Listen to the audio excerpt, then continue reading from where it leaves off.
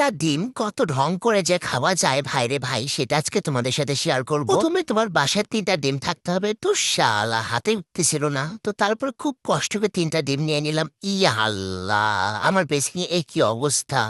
ভাইরে ভাই, বিয়ের পরে আমার অবস্থা সেই তেজপাতার মতন।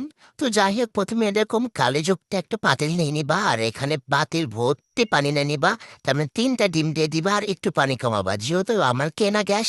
আর তোমার যদি সাপ্লাই গ্যাস হয় তাহলে তুমি আরো বেশি পানি নিবে, যেহেতু তোমার বোতলের গ্যাস আর গ্যাসের যে দাম বাইরে ভাই এখন তাই একটু কমে পানি নিয়ে নিলাম। তারপরে তোমার মাথায় যদি মাথা ভর্তি আমার মতন গোবর থাকে তাহলে এই মরিচগুলা এই চুলার পাশ দিয়ে দিয়ে দিবা, দেখবে খুব সুন্দর করে এগুলা ভাজা হয়ে যাবে, তোমার গ্যাসটাও কম লাগবে।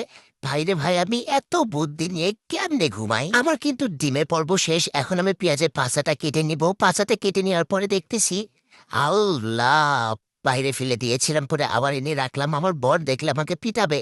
তারপরে তো টমেটোর পাঁচটাও কেটে নিলাম। আর পৃথিবীতে সবথেকে কঠিন কাজ হচ্ছে পেঁয়াজ কাটা, আমার তো ভালোই লাগে না। তো এদিকে আমি ডিমটাও সিদ্ধ করা হয়ে গেছে, এখন ডিমের পাঁচ হাত বাড়ি দিয়ে এগুলো সুন্দর করে ছিলে নিচ্ছি। আসলে মায়ের উপর আর কোনো ওষুধ নাই, যত মায়ের দিবা তত সবকিছু সুন্দর হয়ে যাবে। এই যে দেখো, কত সুন্দর পাশাতে বাড়ি দিলাম আর ডিমটা কত সুন্দর ছেলা হয়ে গেল। আমি কিন্তু সবগুলা ডিম সুন্দর করে ছিলে নিয়েছি, এখন ডিমগুলা কি ঝাঁকড়াকা ঝাঁকড়াকে নাচতেছি দেখো, শালার। তো যাই হোক, এখন আমি এই ভর্তা করে নিব। আর এই ভর্তা করতে কি যে কষ্ট লাগে, আমার হাত জ্বলে পুড়ে ছাই হয়ে যায়। তারপর কিছুই করার নেই, শখের দাম লাখ টাকা। না, যাই হোক, তোমরা বুঝে নিও।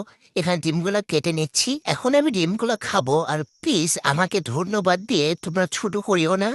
তো এই রেসিপি দেখে তোমরা ট্রাই করতে পারো। Thank you.